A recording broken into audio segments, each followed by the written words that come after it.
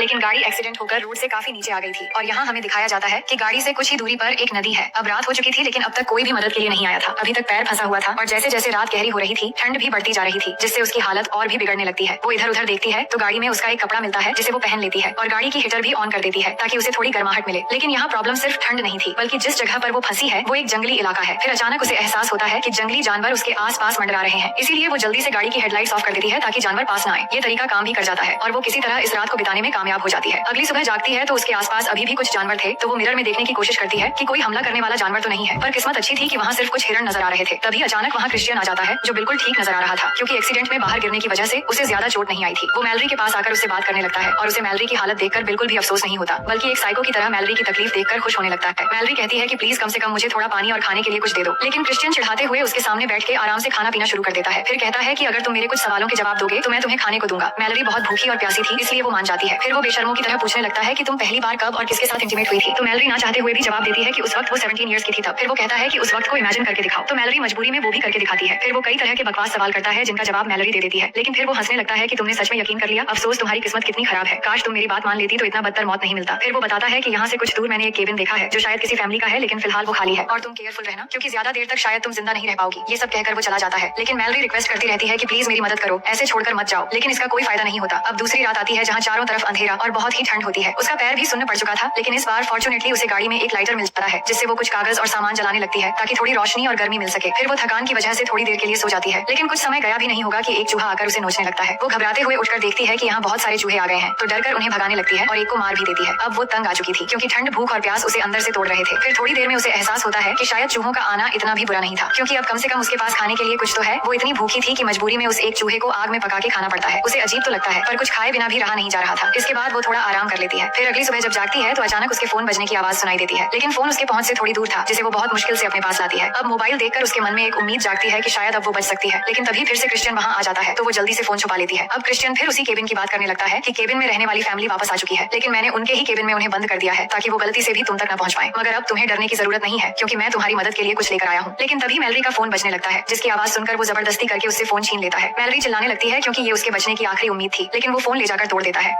इसके बाद वो बैग से एक हथौड़ा निकालता है जो देखकर मैलरी घबरा जाती है कि शायद वो उसे मारने वाला है, लेकिन फिर एक ब्लेड निकालकर उसे देता है, तो मैलरी घबराकर पूछती है कि इससे तुम क्या करने वाले हो। क्रिश्चियन कहता है कि ये ब्लेड इसलिए दे रहा हूँ ताकि तुम अपना पैर काटकर खुद को यहाँ से निकाल सको और यही तुम्हारा आखिरी ऑप्शन है, नहीं तो तुम यहाँ पर मारी जाओगी। मैलरी रोने लगती है कि मैं ऐसा नहीं कर सकती, प्लीज मुझे बाहर निकाल लो, मैं तुम्हारे बारे में किसी को कुछ भी नहीं बताऊंगी। तुम चाहते हो ना कि मैं तुम्हारे साथ रात बिताऊं, जो भी तुम चाहोगे मैं देने के लिए तैयार हूँ। लेकिन वो कुछ भी नहीं सुनता और आखिर में उसे ब्लेड देकर फिर से चला जाता है। अब मैलरी ब्लेड को हाथ में लेकर उस टुकड़े को काटने की कोशिश करती है जहाँ पर उसका पैर फंसा है, लेकिन वो ऐसा नहीं कर पाती और गुस्से में उस ब्लेड को फेंक देती है। फिर रात हो जाती है और उसे बहुत ही प्यास लगने लगती है क्योंकि उसे पानी पिए हुए काफी समय गुजर चुका था। उसके पास में ही नदी थी, लेकिन काश वो वहाँ तक पहुँच पाती, मगर उसकी किस्मत अच्छी थी। कुछ ही देर में तेज बारिश शुरू हो जाती है और उसके अंदर जैसे जान आ जाती है। वो जी भर के पानी पीती है जिससे उसे थोड़ी राहत मिलती है। फिर कुछ देर बाद जब रेडियो ऑन करती है तो उसे पता चलता है कि बारिश और तूफान की वजह से सड़कें डूब रही हैं, इसलिए लोग मेन रोड छोड़कर शॉर्टकट रोड की तरफ जा रहे हैं। इससे वो समझ जाती है कि यहाँ से जरूर कोई न कोई गुजरेगा, इसलिए वो मदद के लिए चिल्लाने लगती है। कुछ ही देर बाद वहाँ एक गाड़ी आकर रुकती है, लेकिन वो गाड़ी किसी और की नहीं बल्कि क्रिश्चियन की होती है। अब जैसे ही वो गाड़ी रोककर उसके पास आने लगता है तो मैलरी समझ जाती है और एक प्लान सोचती है। वो मरने का नाटक करने लगती है जैसे कि वो पैर को काटते दौरान मर गई हो। इसके बाद क्रिश्चियन एक टॉर्च लेकर वहाँ आता है और चेक करने लगता है कि वो मर गई है या नहीं। तभी मौका मिलते ही मैलरी उस पर चाकू से अटैक कर देती है और इस बीच उसकी गाड़ी की चाबी लेकर रिमोट की मदद से दरवाजा लॉक करके गाड़ी की सायरन बजा देती है और चाबी को दूर फेंकने का नाटक करती है ताकि वो भी यहाँ पर फंस जाए और रोड से गुजरते हुए लोग किसी की बंद पड़ी गाड़ी देखकर मदद के लिए वहाँ रुक जाएं। लेकिन वही क्रिश्चियन रोड में जाकर गाड़ी की सायरन बंद कर देता है और ऐसे एक्टिंग करने लगता है जैसे बारिश की वजह से उसकी गाड़ी खराब हो गई है और वो ठीक नहीं कर पा रहा है। तभी वहाँ गाड़ी लेकर एक पुलिस ऑफिसर आता है, जिसे देखकर क्रिश्चियन कहता है कि मेरी गाड़ी खराब हो गई है, क्या आप मुझे पास के केबिन तक छोड़ सकते हैं। लेकिन पुलिस की गाड़ी देखकर मैलरी चिल्लाने लगती है कि मेरी मदद करो और गाड़ी पर पत्थर से मारकर आवाज करने लगती है ताकि पुलिस ऑफिसर आवाज सुन ले। वही पुलिस ऑफिसर थोड़ी बहुत आवाज सुन भी लेता है और खाई की तरफ देखने लगता है, लेकिन तेज बारिश की आवाज से वो कंफ्यूज भी हो रहा था। साथ ही क्रिश्चियन उसे बोलने लगता है कि तूफान और खतरनाक होता जा रहा है, इसलिए हमें जल्दी निकल जाना चाहिए। इसके बाद क्रिश्चियन पुलिस ऑफिसर को लेकर चला जाता है और मैलरी लगातार चीखती रहती है, लेकिन अब कोई उसकी आवाज सुनने वाला नहीं था। अब यहाँ पर हम देखते हैं कि लगातार बारिश की वजह से पानी की लहरें गाड़ी को पास की नदी की ओर धकेलने लगती हैं और कुछ ही समय में गाड़ी के अंदर बहुत ज्यादा पानी भरने की वजह से मैलरी अब मुश्किल में पड़ जाती है। वो समझ जाती है कि अगर वो जल्दी कुछ नहीं करेगी तो जिंदा नहीं बच पाएगी। इसके बाद वो बहुत हिम्मत करके ब्लेड से अपने पैर को काटने की कोशिश करती है क्योंकि इसके अलावा और कोई रास्ता नहीं था और हल्का सा कट लगा भी लेती है कि तभी गाड़ी पानी में बहते हुए आखिरकार नदी में जा गिरती है और तभी उसका पैर भी निकल जाता है। इसके बाद वो गाड़ी से निकलकर बहुत मुश्किल से तैरते हुए किनारे तक आ जाती है। वो बहुत ही ज्यादा कमजोर पड़ चुकी थी और जल्द से जल्द उसे मेडिकल हेल्प की जरूरत थी, लेकिन किसी तरह खुद को संभालने के बाद वो पास से एक लकड़ी लेकर उसके सहारे आगे बढ़ने लगती है। यहाँ से कुछ ही दूरी पर एक केबिन है जिसके बारे में क्रिश्चियन ने बताया था। वो उसी की तलाश में आगे बढ़ने लगती है और कुछ दूर जाते ही उसे वो केबिन नजर आने लगता है, लेकिन केबिन के पास जाते ही उसे किसी लड़की की आवाज सुनाई देने लगती है जो मदद के लिए चिल्ला रही थी। वो समझ जाती है कि उस फैमिली को शायद शायद क्रिश्चियन ने बंदी बनाकर रखा है। इसके बाद वो बहुत होशियारी से आगे बढ़ने लगती है, लेकिन आगे बढ़ते हुए अचानक उसके हाथ की लकड़ी एक बियर ट्रैप में फंस जाती है, लेकिन फॉर्चुनेटली वो बच जाती है और फिर आगे बढ़ने लगती है। होशियार रहना बहुत जरूरी था, क्योंकि वो जानती थी कि क्रिश्चियन यहाँ पर जरूर होगा। फिर वो चुपके से एक कमरे में झांक कर देखती है कि एक लड़की को उसने बांध के रखा है और वही मदद के लिए चिल्ला रही थी, लेकिन उसे अभी बचाने से खतरा हो सकता था। इसलिए आगे बढ़कर जब वो दूसरे रूम में देखती है तो वहाँ क्रिश्चियन उस पुलिस वाले को बहुत बुरी तरह मार रहा था। वो सब कुछ देखती है पर अभी कोई एक्शन नहीं लेती।